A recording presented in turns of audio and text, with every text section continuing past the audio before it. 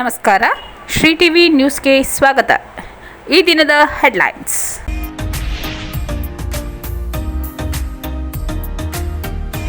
ಅಸಂಘಟಿತ ವಲಯ ಕಾರ್ಮಿಕರಿಗೆ ಪಿಂಚಣಿ, ಅರ್ಹರೆಲ್ಲರೂ ಸೌಲಭ್ಯ ಪಡೆಯಲು ಕ್ರಮ ವಹಿಸಿ ಜಿಲ್ಲಾಧಿಕಾರಿ ಶ್ರೀರೂಪ ಸೂಚನೆ.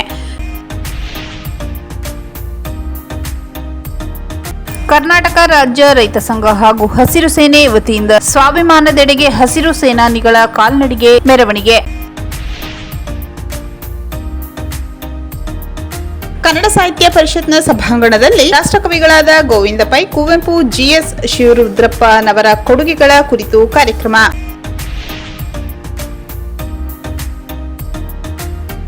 ಮಲೆ ಮಹದೇಶ್ವರ ಬೆಟ್ಟದ ರಸ್ತೆಯಲ್ಲಿ ಹುಲಿ ಪ್ರತ್ಯಕ್ಷ.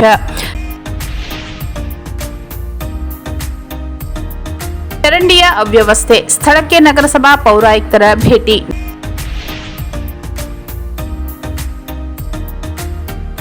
ಅಂಬಳೆ ಗ್ರಾಮ ಪಂಚಾಯಿತಿ ಹಣ ದುರುಪಯೋಗವಾಗಿಲ್ಲ, ಮಾಜಿ ಅಧ್ಯಕ್ಷ ನವೀನ್. ಅಸಂಘಟಿತ ವಲಯ ಕಾರ್ಮಿಕರಿಗೆ ಪಿಂಚಣಿ, ಅರ್ಹರೆಲ್ಲರೂ ಸೌಲಭ್ಯ ಪಡೆಯಲು ಕ್ರಮ ವಹಿಸಿ ಜಿಲ್ಲಾಧಿಕಾರಿ ಶ್ರೀರೂಪ ಸೂಚನೆ. ನಗರದ ಜಿಲ್ಲಾಡಳಿತ ಭವನದಲ್ಲಿರುವ ವಿಡಿಯೋ ಕಾನ್ಫರೆನ್ಸ್ ಸಭಾಂಗಣದಲ್ಲಿಂದು ಪ್ರಧಾನಮಂತ್ರಿ ಶ್ರಮಯೋಗಿ ಮಾನ್ಧನ್ ಯೋಜನೆಯಡಿ ನೀಡಲಾಗುವ ಪಿಂಚಣಿ ಯೋಜನೆಗೆ ನೋಂದಾಯಿಸುವ ಸಂಬಂಧ ನಡೆದ ಸಭೆಯ ಅಧ್ಯಕ್ಷತೆ ವಹಿಸಿ ಮಾತನಾಡಿದ ಜಿಲ್ಲಾಧಿಕಾರಿ ಶ್ರೀರೂಪ ಅವರು, ಗೃಹ ಆಧಾರಿತ ಕಾರ್ಮಿಕರು, ಬೀದಿ ಬದಿ ವ್ಯಾಪಾರಿಗಳು, ಬಿಸಿಯೂಟ ಸಿದ್ಧಪಡಿಸುವವರು, ಹಮಾಲಿಗಳು, ಇಟ್ಟಿಗೆ ಭಟ್ಟಿ ಕಾರ್ಮಿಕರು, ಚಮ್ಮಾರರು, ಚಿಂದಿ ಆಯುವವರು, ಮನೆ ಕೆಲಸದವರು, ಅಗಸರು, ರಿಕ್ಷಾ ಚಾಲಕರು, ಭೂರಹಿತ ಕಾರ್ಮಿಕರು, ಸ್ವಯಂ ಉದ್ಯೋಗಿಗಳು, ಕೃಷಿ ಕಾರ್ಮಿಕರು, ಕಟ್ಟಡ ಕೈಮಗ್ಗ, ಚರ್ಮೋದ್ಯಮ, ಧ್ವನಿ ಮತ್ತು ದೃಶ್ಯ, ಬಿಡಿ ಕಾರ್ಮಿಕರು ಮತ್ತು ಇತರ ವೃತ್ತಿಯಲ್ಲಿ ಅಸಂಘಟಿತ ಕಾರ್ಮಿಕರು ಕೆಲಸ ನಿರ್ವಹಿಸುತ್ತಿದ್ದಾರೆ. ಇಂತಹ ಅಸಂಘಟಿತ ವಲಯ ಕಾರ್ಮಿಕರಿಗೆ ಸಾಮಾಜಿಕ ಭದ್ರತೆ ಕಲ್ಪಿಸುವ ಉದ್ದೇಶದಿಂದ ಪಿಂಚಣಿ ಯೋಜನೆ ಜಾರಿಗೆ ಬಂದಿದೆ ಎಂದರು. ಅಸಂಘಟಿತ ವಲಯ ಕಾರ್ಮಿಕರು ಜಿಲ್ಲೆಯಲ್ಲಿ ಸಾಕಷ್ಟು ಸಂಖ್ಯೆ ಇದ್ದಾರೆ. ಇವರಿಗೆ 60 ವರ್ಷ ಪೂರ್ಣಗೊಂಡ ಬಳಿಕ ತಿಂಗಳಿಗೆ 3,000 ರು ಕನಿಷ್ಠ ಮಾಸಿಕ ಪಿಂಚಣಿ ಪಡೆಯಲು ಯೋಜನೆ ಜಾರಿಗೆ ತರಲಾಗಿದೆ. ಅಸಂಘಟಿತ ಕಾರ್ಮಿಕರು ಯೋಜನೆಯಡಿ ಫಲಾನುಭವಿಗಳಾಗಿ ನೋಂದಾಯಿಸಲು ಅನುಕೂಲವಾಗುವಂತೆ ಸಂಬಂಧಪಟ್ಟ ಇಲಾಖೆಗಳು ಅಗತ್ಯ ಕ್ರಮ ಕೈಗೊಳ್ಳಬೇಕೆಂದು ಜಿಲ್ಲಾಧಿಕಾರಿಗಳು ತಿಳಿಸಿದರು. ಇಲಾಖೆಗಳು ಆಯಾ ತಾಲೂಕಿನಲ್ಲಿಯೇ ಯೋಜನೆಗೆ ನೋಂದಾಯಿಸಲು ವಿಶೇಷ ನೋಂದಣಿ ಶಿಬಿರ ತೆರೆಯಬೇಕು. ಅಸಂಘಟಿತ ಕಾರ್ಮಿಕರ ಸಂಘಟನೆಗಳ ಮುಖಂಡರು, ಪದಾಧಿಕಾರಿಗಳು ಯೋಜನೆ ಬಗ್ಗೆ ತಮ್ಮ ವ್ಯಾಪ್ತಿಯ ಕಾರ್ಮಿಕರಿಗೆ ಮನವರಿಕೆ ಮಾಡಿಕೊಡಬೇಕು. ಪಿಂಚಣಿ ಸೌಲಭ್ಯ ಸದುಪಯೋಗ ಮಾಡಿಕೊಳ್ಳಲು ಜಾಗೃತಿ ಮೂಡಿಸಬೇಕು. ಇದಕ್ಕಾಗಿ ಇಲಾಖೆಗಳು ಸಹಕಾರ ನೀಡಬೇಕೆಂದು ಜಿಲ್ಲಾಧಿಕಾರಿ ಶ್ರೀರೂಪ ನಿರ್ದೇಶನ ನೀಡಿದರು. ಈ ವೇಳೆ ಸಭೆಯಲ್ಲಿ ಹಾಜರಿದ್ದ ಅಸಂಘಟಿತ ಕಾರ್ಮಿಕ ಸಂಘಟನೆಯ ಮುಖಂಡರು, ಪ್ರತಿನಿಧಿಗಳು ಅಹವಾಲು, ಸಮಸ್ಯೆ ಆಲಿಸಿದ ಜಿಲ್ಲಾಧಿಕಾರಿಗಳು ಯೋಜನೆ ಸಂಬಂಧ ನೀಡಲಾದ ಸಲಹೆಗಳ ಬಗ್ಗೆ ಪ್ರಸ್ತಾವನೆ ಸಲ್ಲಿಸುವಂತೆ ಕಾರ್ಮಿಕ ಇಲಾಖೆ ಅಧಿಕಾರಿಗಳಿಗೆ ಸೂಚಿಸಿದರು.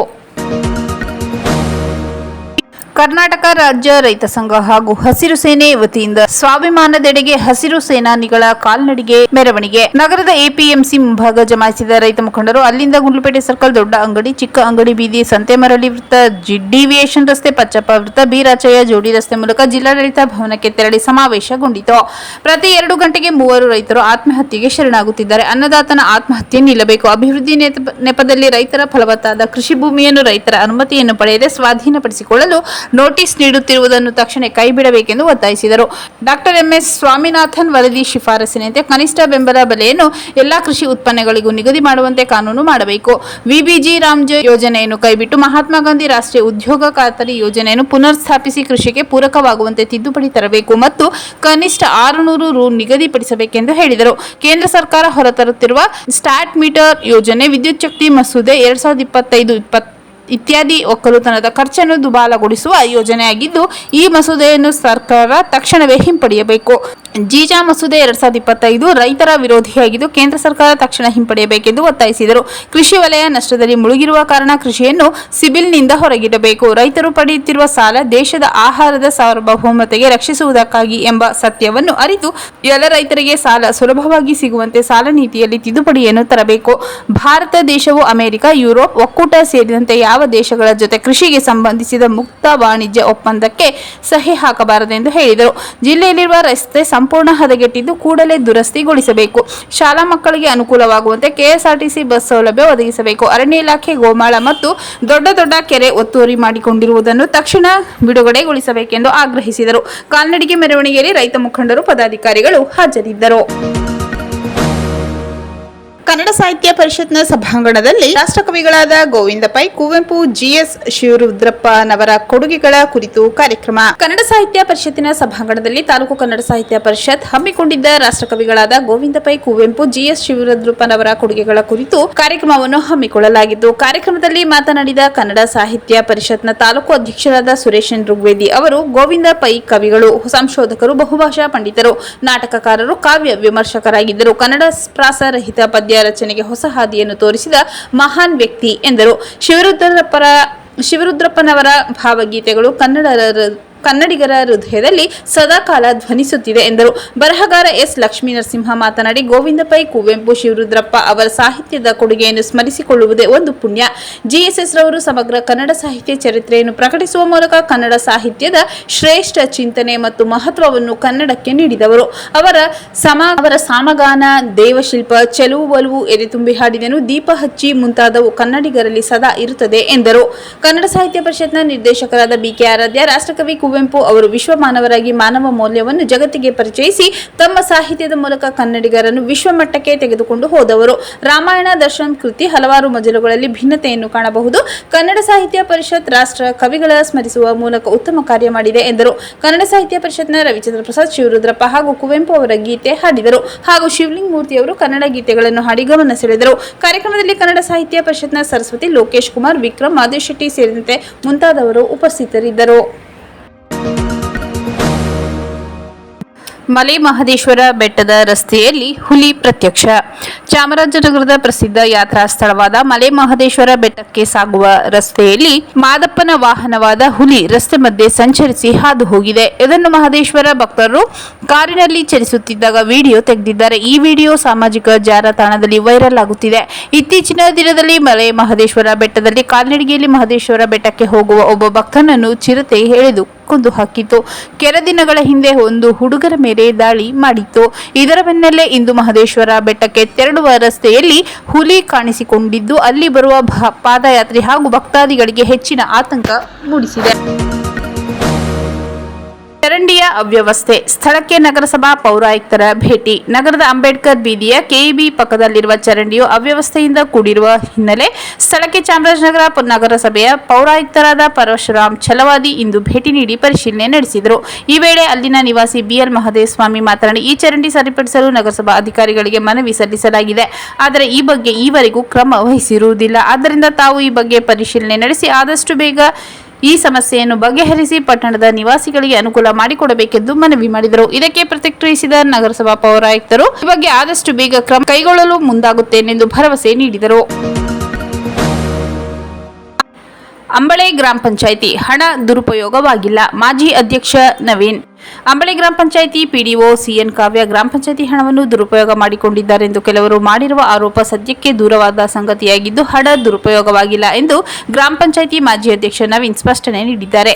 ಈ ಸಂಬಂಧ ಅವರು ಪಟ್ಟಣದ ಪ್ರವಾಸಿ ಮಂದಿರದಲ್ಲಿ ನಡೆದ ಪತ್ರಿಕಾಗೋಷ್ಠಿಯಲ್ಲಿ ಭಾಗವಹಿಸಿ ಮಾತನಾಡಿದರು. ನಾನು ವೈಕೆಮೂಳೆ ಗ್ರಾಮದಿಂದ ಸದಸ್ಯನಾಗಿ ಆಯ್ಕೆಗೊಂಡಿದ್ದೆ. ಕೊನೆ ಅವಧಿಯಲ್ಲಿ ಅಧ್ಯಕ್ಷನಾಗಿ 2025 ಏಪ್ರಿಲ್ನಲ್ಲಿ ಆಯ್ಕೆಯಾದೆ. 9 ತಿಂಗಳು 12 ದಿನ ಪಂಚಾಯಿತಿಯಲ್ಲಿ ಕರ್ತವ್ಯ ನಿರ್ವಹಿಸಿದ್ದೇನೆ. ನನ್ನ ಅವಧಿಯಲ್ಲಿ ಅನೇಕ ಅಭಿವೃದ್ಧಿ ಕಾರ್ಯಗಳಾಗಿದೆ. 57 ಲಕ್ಷ ರು ಅನುದಾನದಲ್ಲಿ 15 ಲಕ್ಷ ಅನುದಾನವನ್ನು ಗರಡಿ ಮನೆ ನಿರ್ಮಾಣಕ್ಕೆ ಬಳಸಿಕೊಳ್ಳಲಾಗಿದೆ. ಈ ಹಣದಲ್ಲಿ ಹಣ ದುರುಪಯೋಗ ಮಾಡಿಕೊಳ್ಳಲಾಗಿದೆ ಎಂಬುದು ಕೆಲವರ ಆರೋಪವಾಗಿದೆ. 7 ಲಕ್ಷ ರು ಹಣವನ್ನು ಫ್ಲೆಕ್ಸಿ ಫಂಡ್ ಆಗಿ ಬಳಸಿಕೊಳ್ಳಲು ಅವಕಾಶವಿದೆ. ಇದರಲ್ಲಿ ಕುಡಿಯುವ ನೀರು, ಎಲೆಕ್ಟ್ರಿಕ್ ಪರಿಕರಗಳ ಖರೀದಿ ಮಾಡಲಾಗಿದೆ. ಇದಕ್ಕೆಲ್ಲ ಅನುಮತಿಯನ್ನು ಪಡೆದುಕೊಂಡೇ ಕೆಲಸ ಮಾಡಲಾಗಿದೆ. ನನ್ನ ಅವಧಿಯಲ್ಲಿ ಪಂಚಾಯಿತಿ ವ್ಯಾಪ್ತಿಯಲ್ಲಿನ ಚರಂಡಿ ಹೂಳು ತೆಗೆದಿರುವುದು, ರಸ್ತೆ ಬದಿಯಲ್ಲಿನ ಗಿಡಗಂಟಿ ತೆರವು, ನೆನೆಗುದಿಗೆ ಬಿದ್ದಿದ್ದ ವೈಕೆಮೂಳೆ ಗ್ರಾಮದಲ್ಲಿ ನಿಲ್ಲುತ್ತಿದ್ದ ಕಲುಷಿತ ನೀರು ಸರಾಗವಾಗಿ ಸಾಗಲು ಪೈಪ್ ಅಳವಡಿಕೆ, ಅಕ್ರಾಲಿಕ್ ಬೋರ್ಡ್, ಬೂದುಬದು ನೀರು ನಿರ್ವಹಣೆ, ಕಾಲುವೆ ನಿರ್ಮಾಣ, ರಸ್ತೆ ಚರಂಡಿ ಅಭಿವೃದ್ಧಿ ಸೇರಿದಂತೆ ಅನೇಕ ಕೆಲಸ ಮಾಡಲಾಗಿದೆ. ಎಲ್ಲ ಕೆಲಸಗಳು ಪಾರದರ್ಶಕವಾಗಿ ನಡೆದಿದೆ. ಎಲ್ಲದಕ್ಕೂ ಸದಸ್ಯರ ಅನುಮತಿ ಪಡೆದುಕೊಂಡೇ ಕೆಲಸ ಮಾಡಲಾಗಿದೆ. 10 ಲಕ್ಷ ರು ದುರ್ಬಳಕೆ ಮಾಡಲಾಗಿದೆ ಎಂದು ಮಾಜಿ ಅಧ್ಯಕ್ಷರು, ಉಪಾಧ್ಯಕ್ಷರು, ಕೆಲ ಸದಸ್ಯರು ಈ ಬಗ್ಗೆ ಮಾಡಿರುವ ಆರೋಪ ಸತ್ಯಕ್ಕೆ ದೂರವಾಗಿದೆ. ಪಿಡಿಒ ಸಿಎನ್ ಕಾವ್ಯ ಪ್ರಾಮಾಣಿಕವಾಗಿ ತಮ್ಮ ಕರ್ತವ್ಯ ನಿರ್ವಹಿಸಿದ್ದಾರೆ. ನನ್ನ ಅವಧಿಯಲ್ಲಿ ಎಲ್ಲ ಕೆಲಸಗಳು ಪಾರದರ್ಶಕವಾಗಿ ನಡೆದಿದೆ ಎಂದು ಮಾಹಿತಿ ನೀಡಿದರು. ಮುಖಂಡ ಮಹದೇವಪ್ಪ ಮಾತನಾಡಿ, ನವೀನ್ ಅಧ್ಯಕ್ಷರಾಗಿದ್ದಾಗ ಪಂಚಾಯಿತಿ ವ್ಯಾಪ್ತಿಯಲ್ಲಿ ನೆನೆಗುದಿಗೆ ಬಿದ್ದಿದ್ದ ಕೆಲಸ ನಡೆದಿದೆ. ಕಡಿಮೆ ಅವಧಿಯಲ್ಲೇ ಇಂತಹ ಉತ್ತಮ ಕೆಲಸಗಳನ್ನು ಮಾಡಿದ್ದಾರೆ. ಇವರೊಂದಿಗೆ ಪಿಡಿಒ ಸಿಎನ್ ಕಾವ್ಯ ಅವರು ಸಹ ಉತ್ತಮವಾಗಿ ಕೆಲಸ ಮಾಡಿದ್ದಾರೆ. ಆದರೆ ಕೆಲವರು ಇದನ್ನು ಸಹಿಸದೆ ವಿನಾಕಾರಣ ಆರೋಪಿಸುತ್ತಿದ್ದಾರೆ. ಇದು ಸತ್ಯಕ್ಕೆ ದೂರವಾದ ಮಾತಾಗಿದೆ ಎಂದರು. ಈ ಸಂದರ್ಭದಲ್ಲಿ ಮುಖಂಡರಾದ ಶ್ರೀನಿವಾಸ ನಾಯ್ಕ, ಮಹೇಶ್ ಸೇರಿದಂತೆ ಅನೇಕರು ಉಪಸ್ಥಿತರಿದ್ದರು. ಮತ್ತೊಮ್ಮೆ ಮುಖ್ಯಾಂಶಗಳು.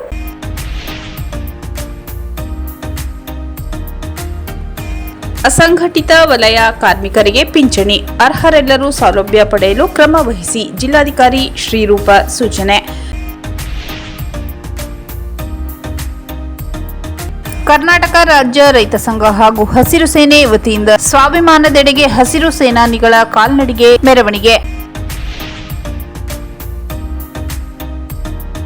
ಕನ್ನಡ ಸಾಹಿತ್ಯ ಪರಿಷತ್ನ ಸಭಾಂಗಣದಲ್ಲಿ ರಾಷ್ಟ್ರಕವಿಗಳಾದ ಗೋವಿಂದ ಪೈ, ಕುವೆಂಪು, ಜಿಎಸ್ ಶಿವರುದ್ರಪ್ಪನವರ ಕೊಡುಗೆಗಳ ಕುರಿತು ಕಾರ್ಯಕ್ರಮ.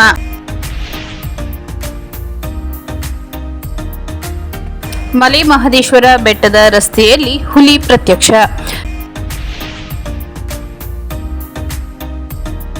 ಚರಂಡಿಯ ಅವ್ಯವಸ್ಥೆ, ಸ್ಥಳಕ್ಕೆ ನಗರಸಭಾ ಪೌರಾಯುಕ್ತರ ಭೇಟಿ.